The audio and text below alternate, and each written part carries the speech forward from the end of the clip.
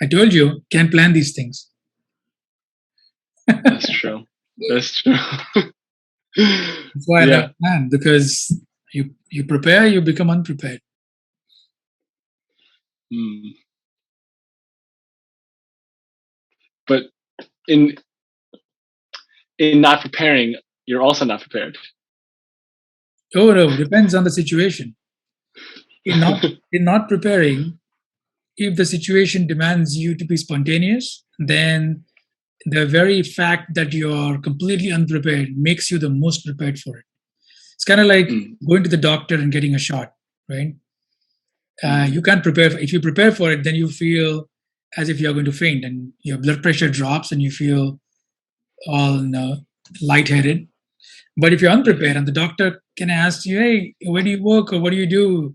and as you're answering, he just gives you the shot. Yeah. You know it's done. I didn't even know it's done. Yeah. You see, it Right. depends on the situation. Yeah.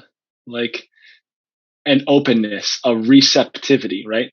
And when our minds are flexible, when they're not like fixed on one way of doing things, of this is the way it's got to be, right? We block ourselves in that way of trying to control to meet that outcome. Yeah. Exactly. And so when people hear this, or someone hears this, we think, oh, then I have to be try and be flexible, go with the situation. Not quite, because when you try to be flexible, then the trying becomes another problem. Mm. You have to be flexible without trying, Mm. which is a strange um, place to be, because it's kind of like you have to arrive even before you have begun the journey. How can I end the journey right away, instantly? Which means, how can I be right there? And that brings us into today's topic, because the reason why we can't be right there is because between me and the present moment, there is this big thing standing. And that big thing is me, it's myself.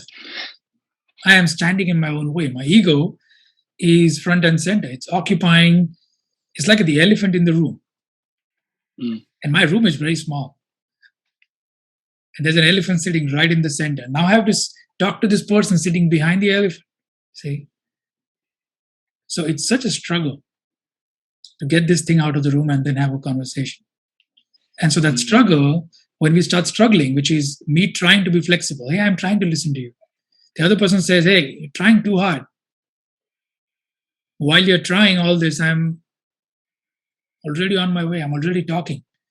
The situation has already changed. So you're playing catch up. See?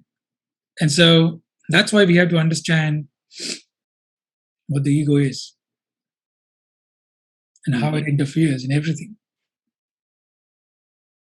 Yeah, I like that. I like that little analogy right there, because it sometimes we want to ignore the elephant in the room, right? And think that we can work around it, right? Just work around it, but Just we work don't on know it. how much it's really affecting us. Yeah. Yeah. So how would you like to talk about the ego? What I think just came up right now, talking about working around it. Uh, for me, that raises the topic of suppression, and I think what we can dive into maybe is one of the most common things that sparks the ego, which is pain, right? Fear, shame, anger, and all the ways that we um, become entitled, all the ways that we act subconsciously out of an avoidance of something. I So think that might be a good place to start. we can start there, or we can start even sooner, or even before that, which is, what is the ego? Hmm. What is the ego? I mean, the word is thrown around so much. What the hell is the ego? What do you think it is? Hmm. I think for me, what I see as the ego is,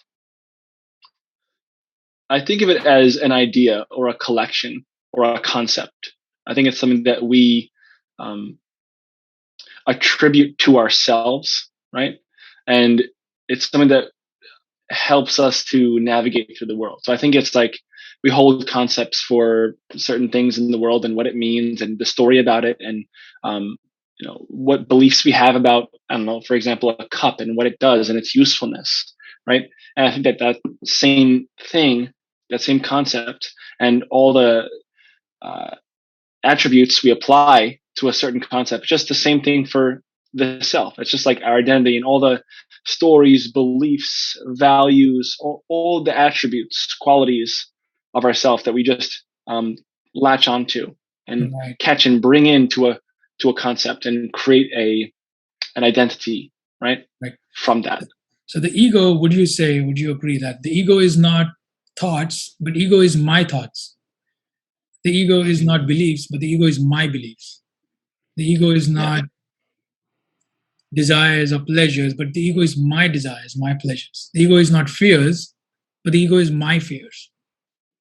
See, the Mm. association with things within us, the elements of life, self-expression, all the elements that are included in life, my judgments, my thoughts, my feeling, my emotions, everything. It's not just those things, but the way I see myself in them. Mm. The identification with, The the attachment to. identification with, correct. The identification with, the attachment with, which is the central function of the ego, to associate with these different elements. I like to call Mm. them the ego's belongings. Yeah. These are all my belongings, my judgments, my thoughts, my labels, my fears, Mm. my anger, my life, Mm. my ambition, my dreams. Oh, okay, this raises a question. So if the ego's belongings, right? Mhm. If that's the desires, the fears, the thoughts, the emotions that we attach to, then what is the thing which attaches, right? Because if it's the ego and its belongings, then what is the ego itself? If the values, stories, thoughts are the things it attaches to. Right. So that's a much deeper question. Okay, what is the central thing that attaches? That central thing that attaches is just a thought, isn't it? Because I have no problems with I have no problems with fear. I'm afraid. What's there to it? I'm shaking. I'm panicking. What's the problem with that? The problem arises, doesn't it, when I say I must not be afraid. Mm. So the instant there is something that interferes with that emotion, that interference becomes the center point, which starts to own everything else around it. Mm. So you see, so if I was, let's say, for instance, I was afraid, I had a fear of spiders, let's say, and there was a spider crawling over here, and I would say to myself, I would firstly I would be scared and I would move back. That's me being afraid. That's my fear. But then my friend comes along and say, "Why are you afraid of a small insect?" And then I say, "Oh, I must not be afraid of the spider. I must not be afraid of these small insects." So now there is something in me that tries to manipulate my fear. And the instant I try to manipulate my fear, I come into a conflict with fear, whether it's control, whether it's suppression, whether whatever it is, Mm. which brings us to the things which you were mentioning. Mm. That's when the ego is born. So if I'm on a hike, okay, I'm on top of a mountain. It's 6 a.m. because I've been hiking all night. I started at 4 a.m. when it was dark, and I reached the top of the mountain at 6 a.m. and I see the sunrise. See, it's absolutely stunning. There's clouds and the rays are piercing through the clouds, and there's different colors: orange, red, yellow, all you name it. It's just phenomenal. Then I say, "Isn't that beautiful? Maybe I should take a picture."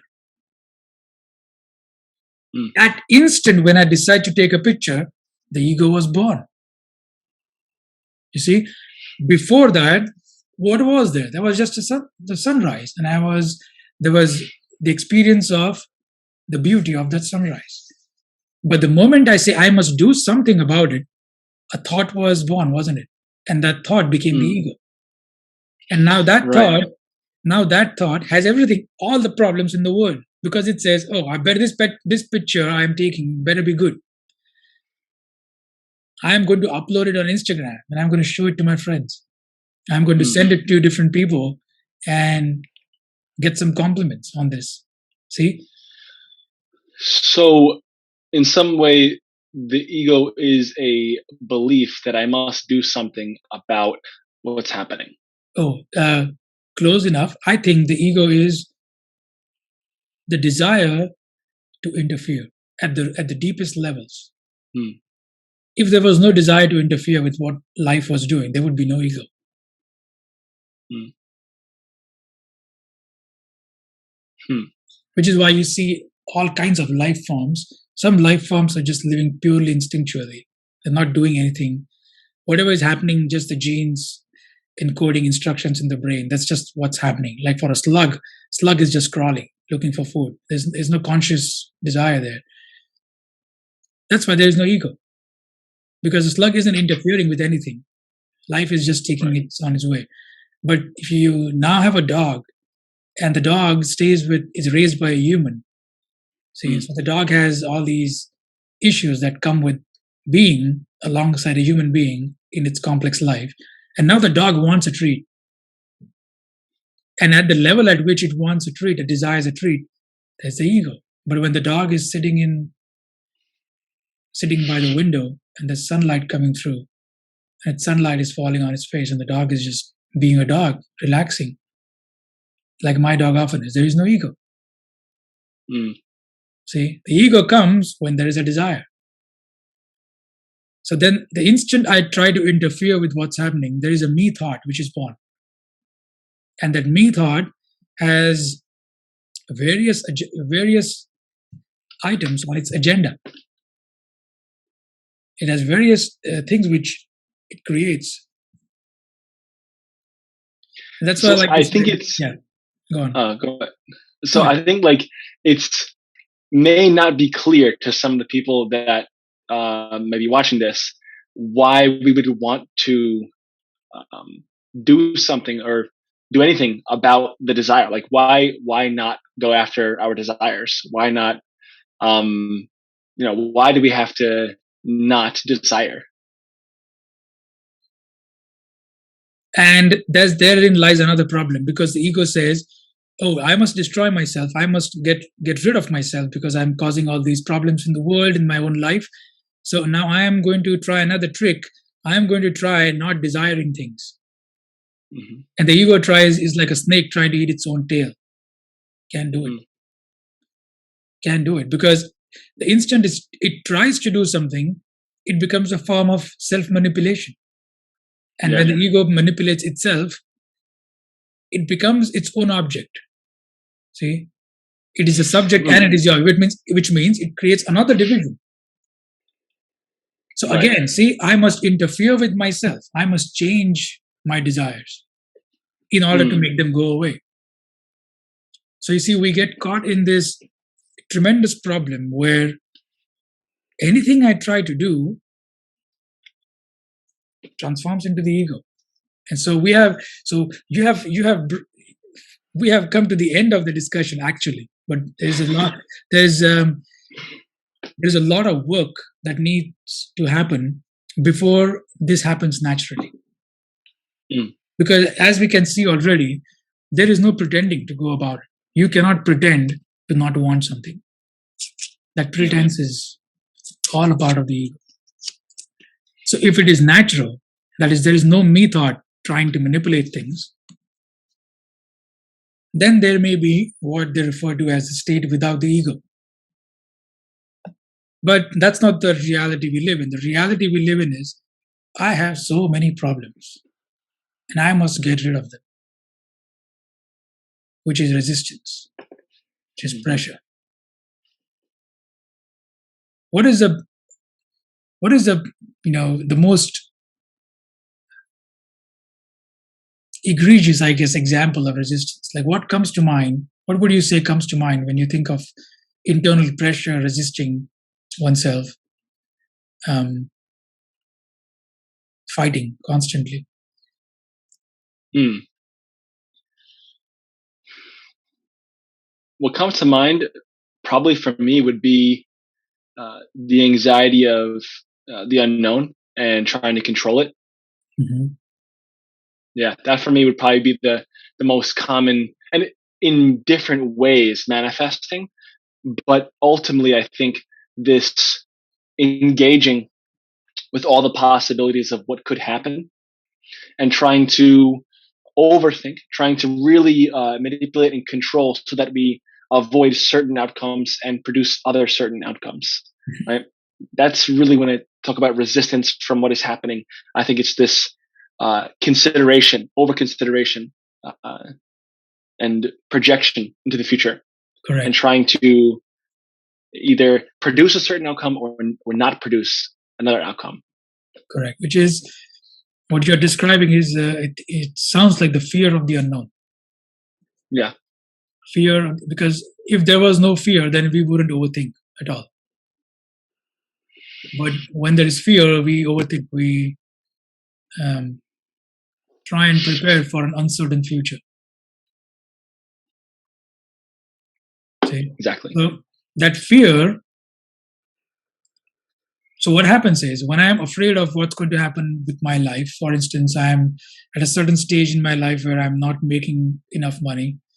I need to change my careers. I need to get a better job. I need to start a family. I need to have children. I need to move to a different country, to a different state. I have all these plans and they are not panning out. They're not coming together. See, I've been going out on dates, I've been trying to be in a long lasting relationship, but nothing happens. And so it brings great fear in me about my future. I feel alone. Mm. Who is there? Who is going to help me? Who is going to hold my hand and tell me that everything is going to be okay? See? So this loneliness, this fear is the centerpiece of our ego. Because this fear is something we dread. Absolutely. We are afraid of our loneliness. We are afraid of what society will make of us if we do not conform to its standards. Of what will happen if I don't get a well paying job. Yeah,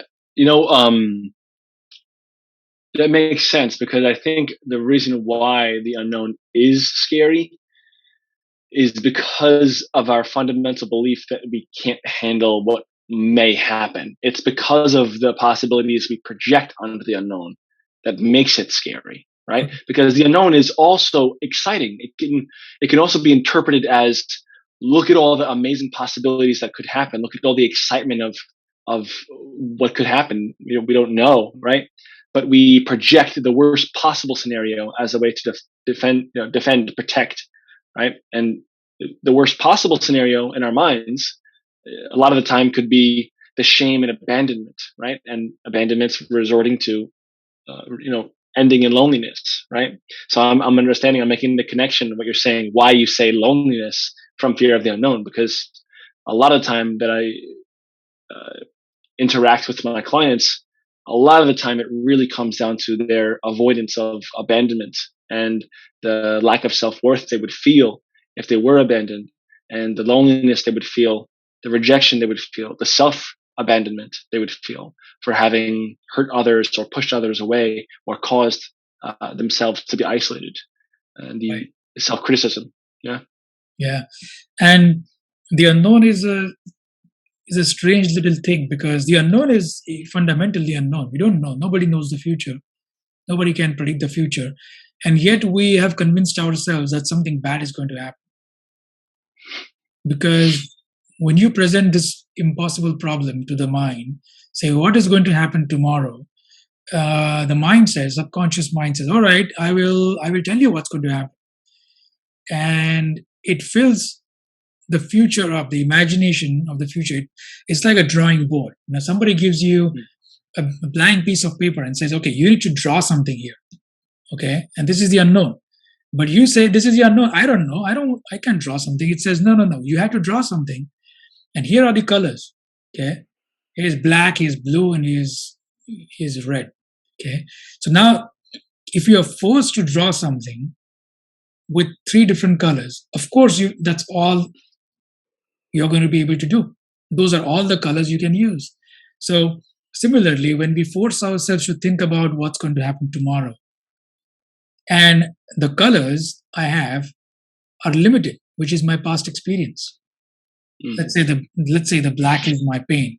Let's say the blue is my fear, and say the blue is my pleasure, and the red is my pain. See, so now I see fear, pain, and pleasure. Those are the only 3 experiences I have. The more stronger one of them is, the more I put that color on the page, imagining what's going to happen. If I have a lot of fear, I'm going to be painting all kinds of black over there. See? Right. So you only put out there in the future what you know. And because the fearful and painful experiences are so front and center, we fill them up we fill our future up with those experiences. And what happens when we approach the unknown with fear and pain in our hearts, in our expectations? Of course, we repeat the past. See, so now this unknown, this piece of paper, which is painted with the colors of black, red, and blue, you look at this and you say, oh my goodness, it looks exactly like my past. Of course it does. Because you use the colors of your past to paint it. How else, what did you expect is going to happen? You see? So when we think about the unknown with the limited tools, limited colors, or the limited experiences of our past, of course we fill it up with the same things which have happened to us. That's why when I think about my future, I feel, what's going to happen to me? I'm going to be lonely. Well, you don't know you're going to be lonely. You have no idea what's going to happen tomorrow. But if you expect that the bad things of your past are going to repeat, guess what? They are going to repeat. Okay, so I almost am like a little bit, I'm interested in this kind of correlation here. Mm-hmm. So I'm wondering what you think, because I'm interested in this, about like how we attract the things that we believe in. We're talking about like law of attraction or stuff like this. And I know maybe not on a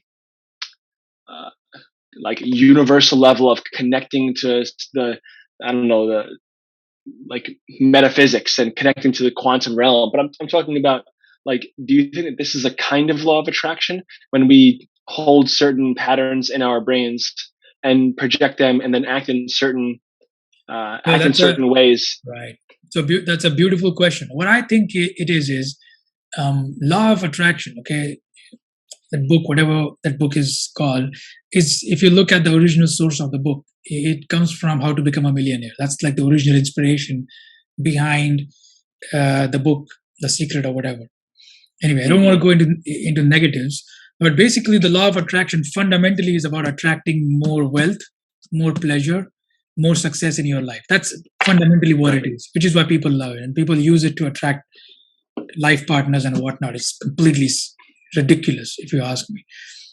But it is still connected to this same example of the ego.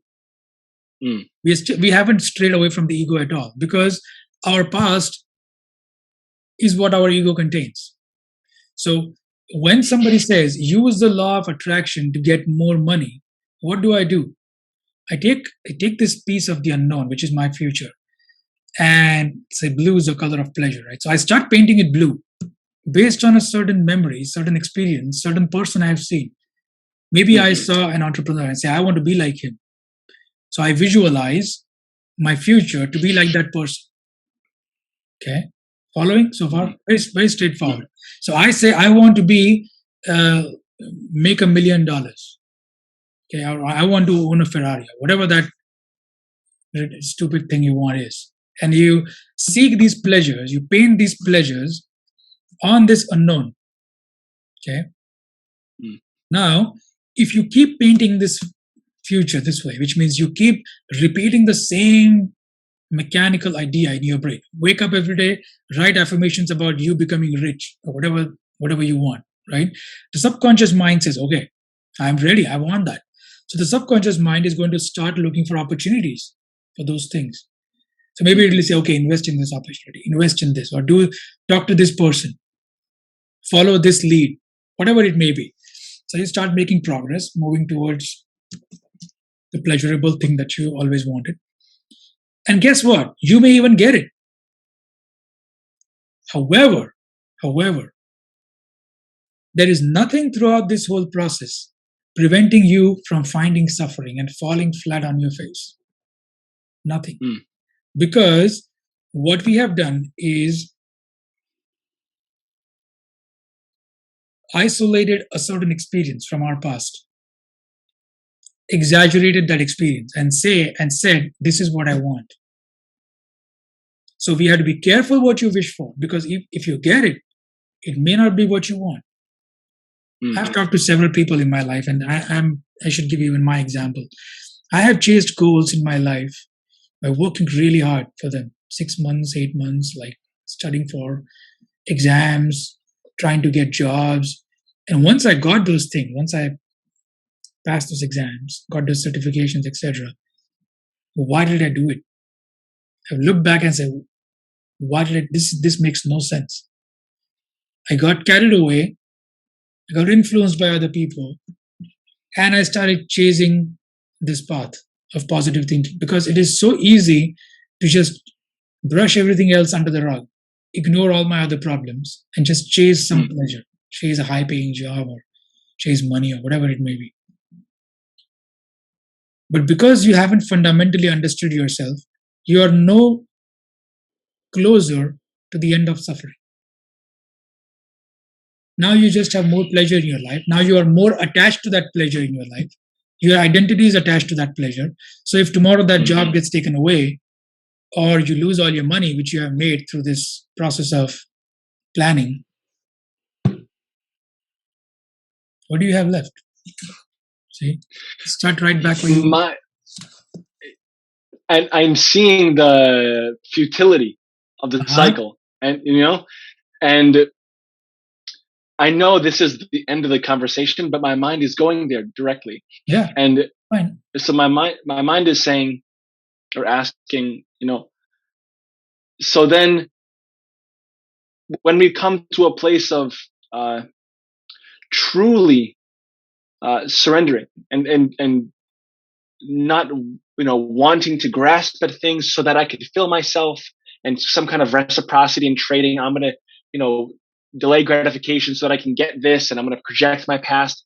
But rather, how does one come at growth, improvement, actualizing potential in a way that they are already arrived, right? Already arrived, full, whole, and they're just being carried by their passions, being carried along, not by, I got to get this to fill me, but, getting, what does it actually even look like? Or in the brain, what does it sound like and feel like to arrive fully, be fulfilled, be whole in yourself, not be stuck in the cycle, but just moving forward toward the actualization of yourself in a natural process of being driven almost by the forces around you without attaching to them.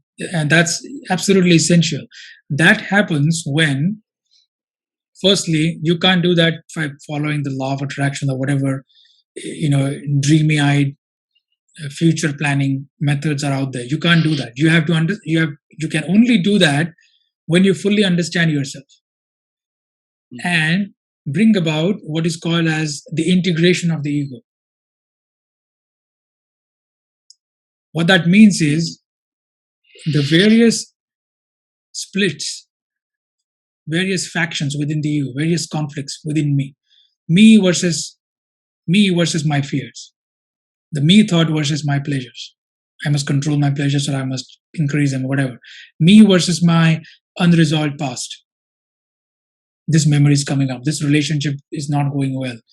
It's my friend for 40 years, and I've no longer understand how to talk to her, talk to him. See? So Mm. all these conflicts, inner conflicts, everything has to be resolved.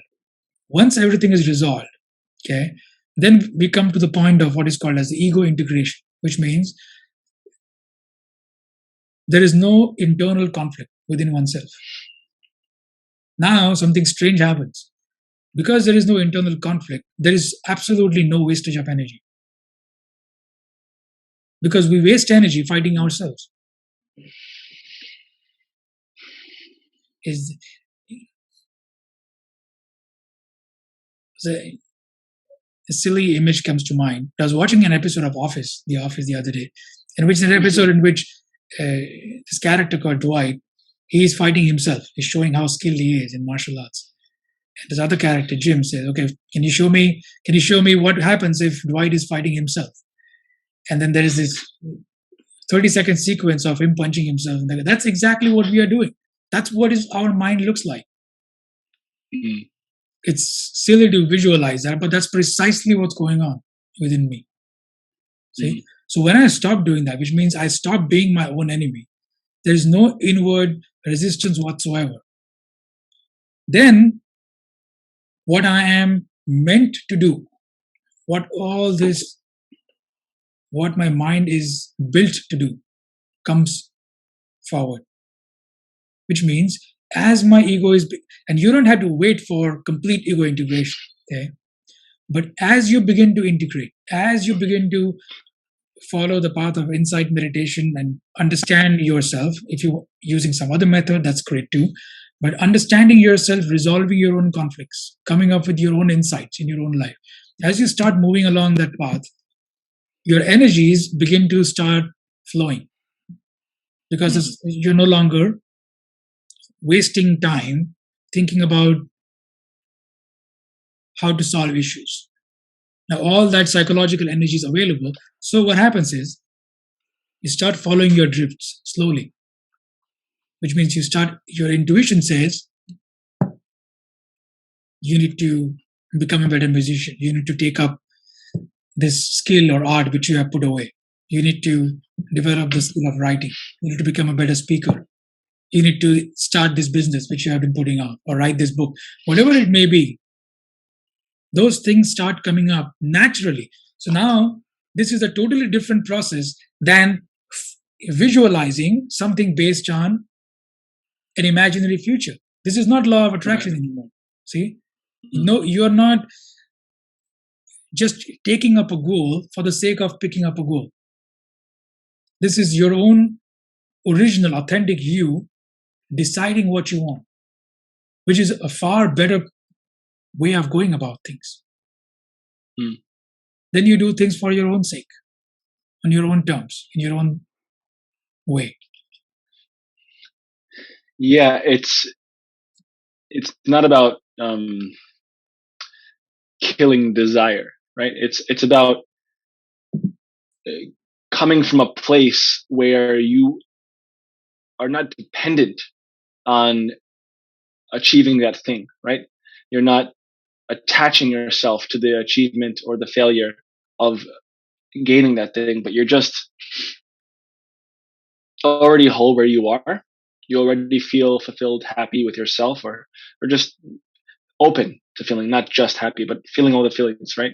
Not attaching to them. And almost, as you're saying, when your energy is not scattered into fighting to avoid this or to get that or to make sure that this person doesn't think this, there's space cleared up for you to listen to your intuition, to listen, like to have time and energy and space to listen and kind of get in touch with your head, your heart, your gut, whatever you want to personify that as, right? Yeah. And check in to see what you actually want, what like is really just, and not wanting from a place of achieving fulfillment or achieving something that would make you whole. But when you're already whole, just giving out that extra energy of something that would, it's not, it's not for any gain. It's not for any gain. It's just, you're not trying to gain something. You're just trying to give because you already gained what you need. So you're just giving your gift. You're just Exactly. knowing who you are and Exactly. giving from that place of wholeness. Correct. Absolutely. Beautifully said. You are simply expressing yourself because you realize this is who I am. And so now I must express myself exactly as the person I am. And now I'm able to express myself because there are no roadblocks, self created roadblocks in my path. Mm. So I don't follow my drift. I don't become a writer. I don't do these things in order to show the world. But I do these things because they are already happening and I'm going along with them. So I flow with the stream. I'm becoming one with the flow. Most people think you to go against the flow, you to fight the world to get what you want. No, no, no. You cannot fight the world if you're not going with yourself. And if you go with yourself, then you don't have to fight anybody.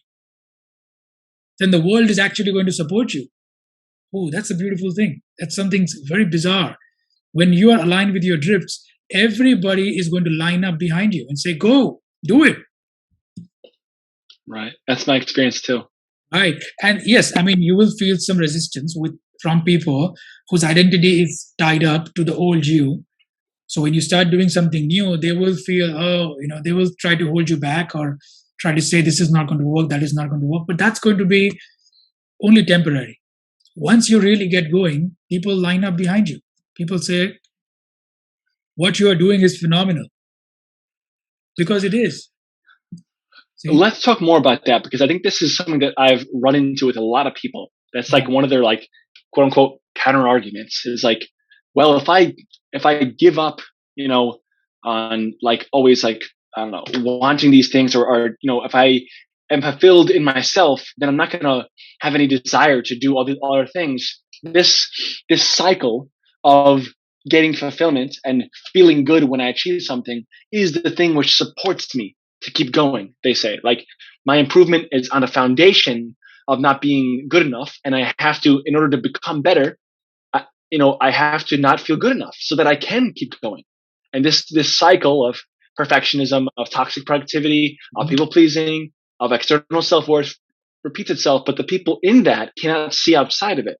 They cannot see that it's like this foundation.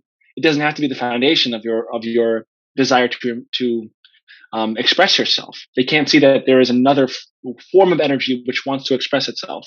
They just see the foundation of all I know is the motivation of pressure, the motivation of becoming better for the sake of fulfillment.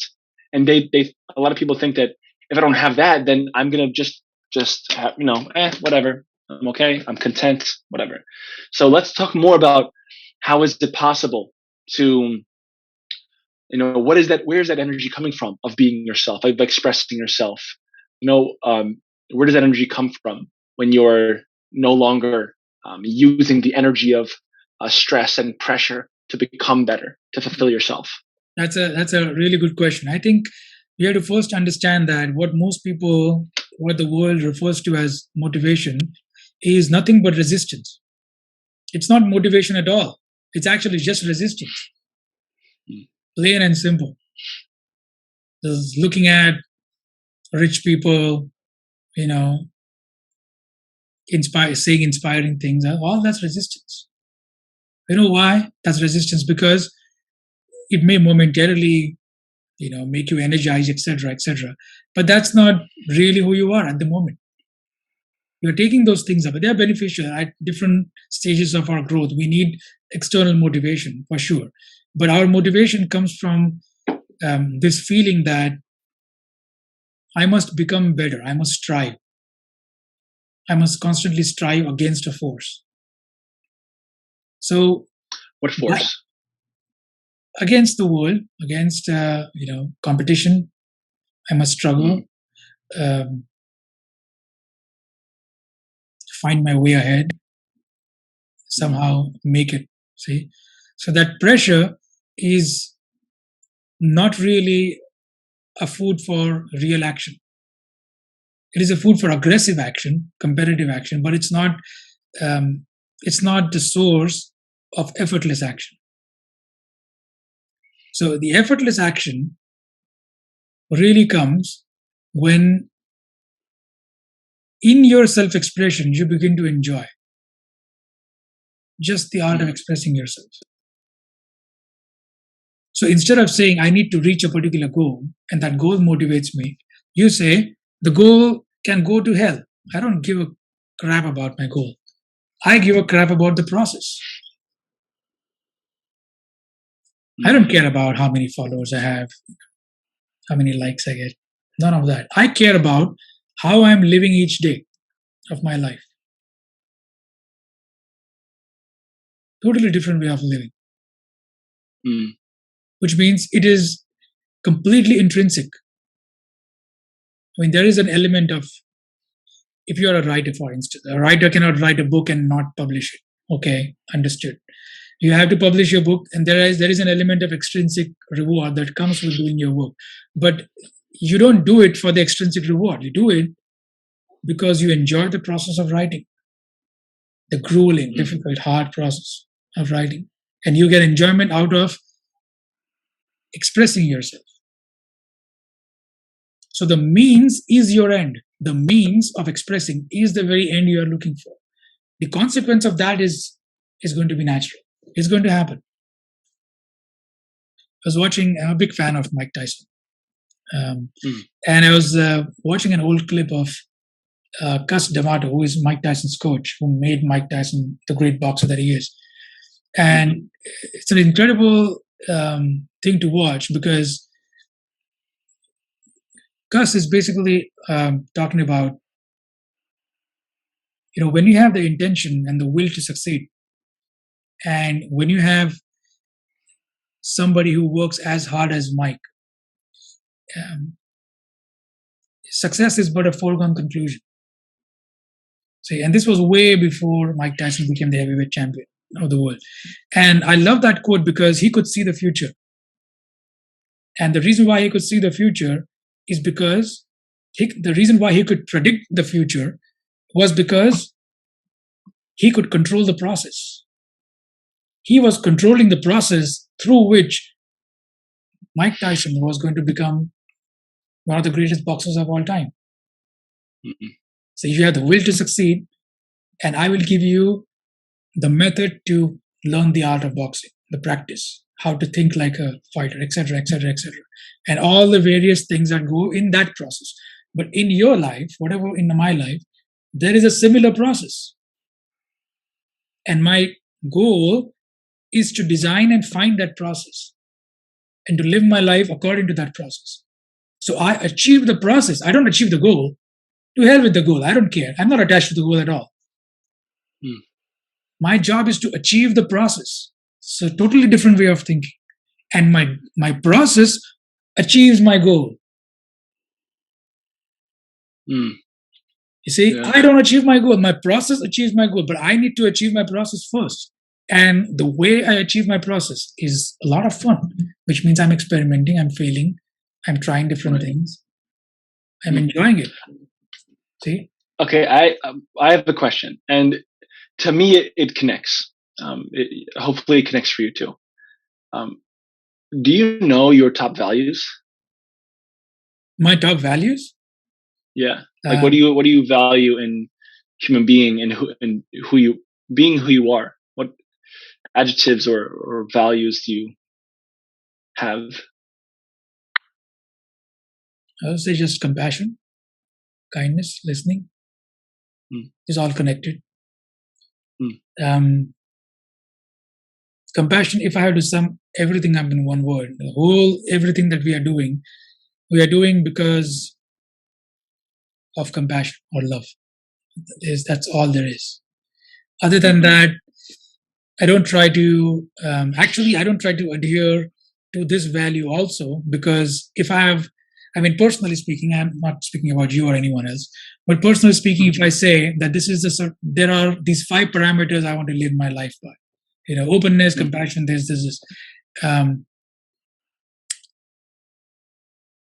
then it brings me to the point where I have to keep readjusting my own behavior to live up to those values. And I refuse to adjust any of my behaviors. I refuse to fight myself at all, completely. So I am who I am. If my behavior, if you observe me and say, okay, this person's behavior demonstrates the value of compassion, great. This person's behavior demonstrates the value of whatever virtue, whatever you have, great. But I'm not going to try and live up to those virtues. It's like saying, I'm going to try and be polite. Okay, great. Trying to be polite is not politeness. You see? Okay. Now, then, would the value be authenticity? I'm trying to see if we can catch you, or if it's possible to catch you.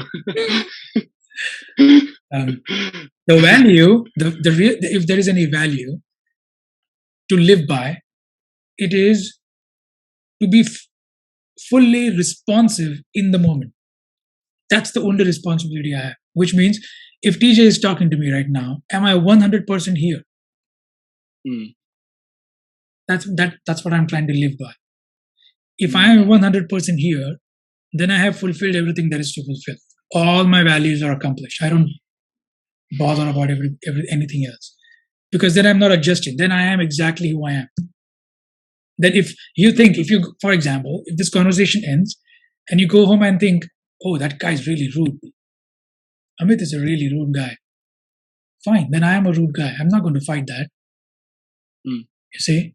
Or he's a really crazy person. Okay, I'm a crazy person, whatever.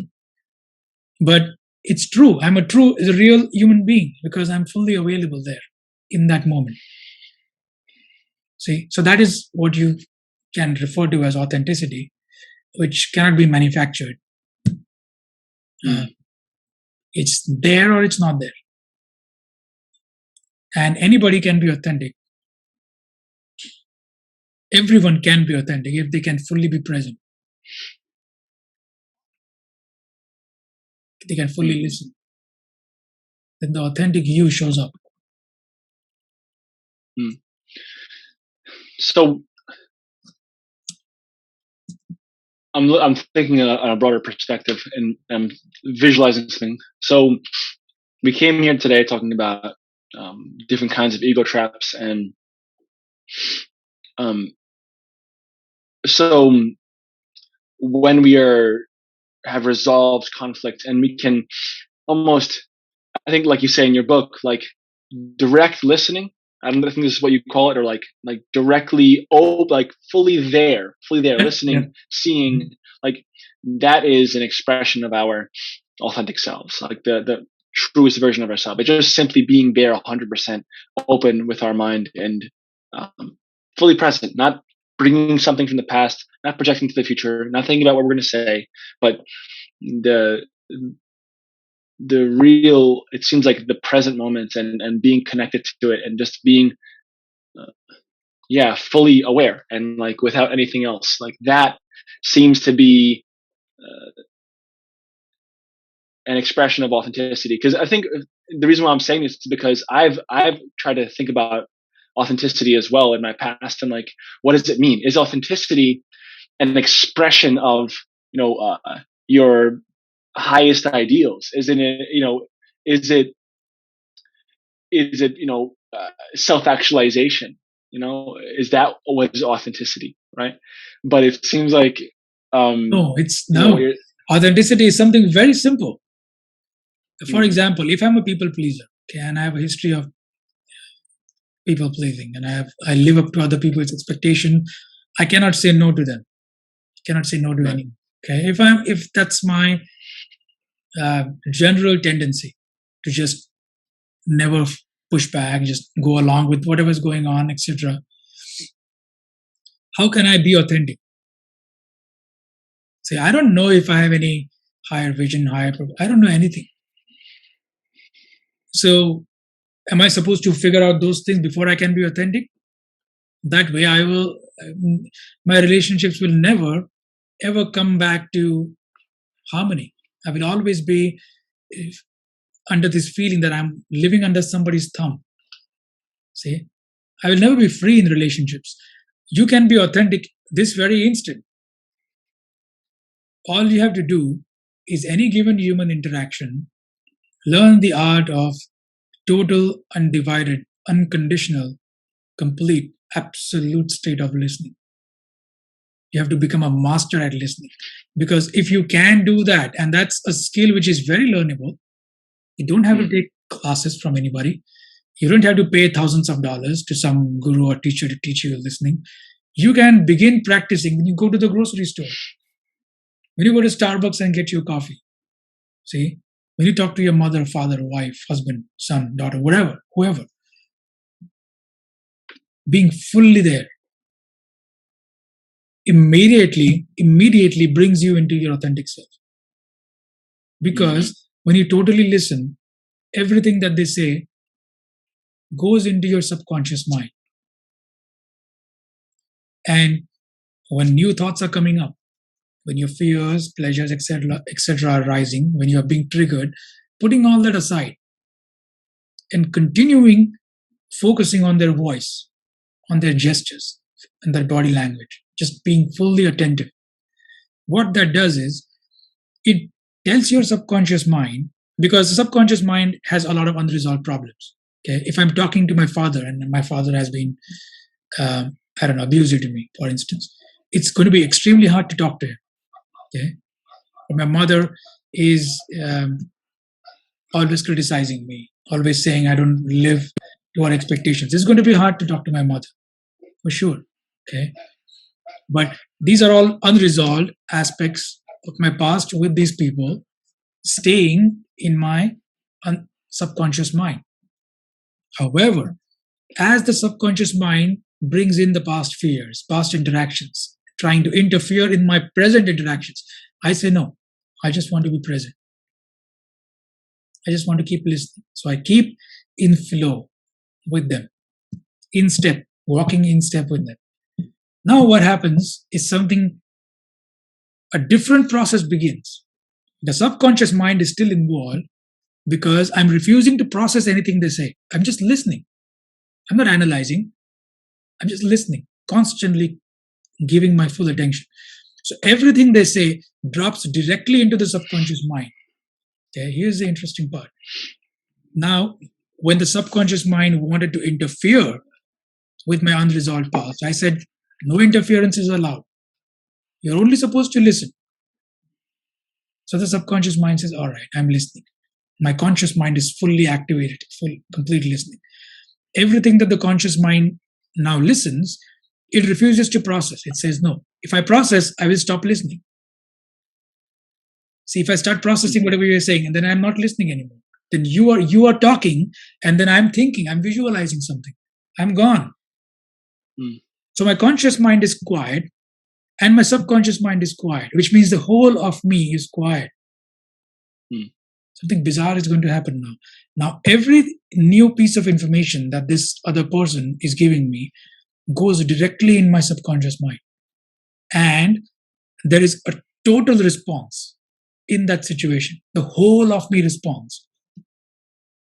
Which means if they are saying something which is abusive, then I speak up correctly without trying to hurt them, without being angry. Because remember, anger is unresolved past in the subconscious mind. But now anger cannot respond. Now the real you responds because you're fully quiet. And then you say, well, I understand where you're coming from. I understand you want what's best for me.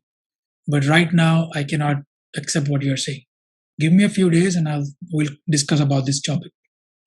See, there is a complete calm, assertive, not assertive, because assertion is also you're trying to assert something, but there is a calm, controlled, easy, powerful response to any given situation. And here's the beauty of it. No matter who you talk to, now you respond in the present moment without your past personal history coming into interfere. See, so look how many objectives get accomplished. You become your authentic self instantly. Your past refuses to interfere, so the past self is gone. A new self begins to happen. You don't need any kind of boundaries. None. Because you act from a strong center. If I have a strong center, I don't need strong boundaries. I need strong boundaries when I have a weak center. See? So that problem is also gone, which means remembering what to say, Right. pushing people away, damaging relationships accidentally, instead of healing them, breaking them even more. See, none of that. Everything is solved purely by the act of listening.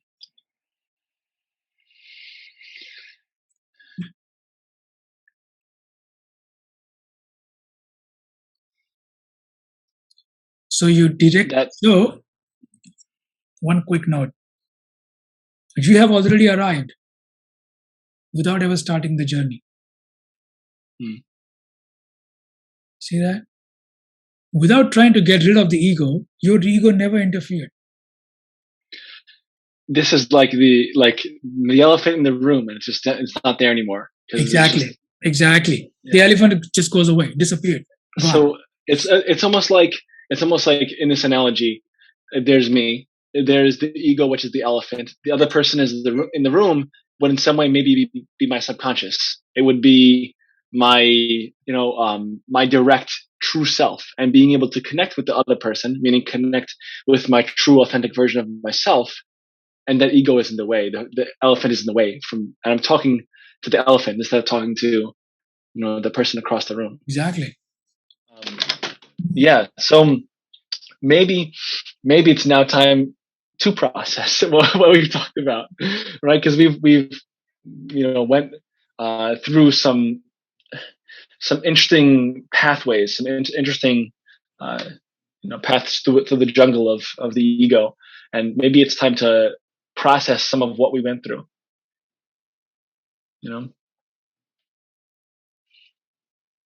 We I think we started in a way that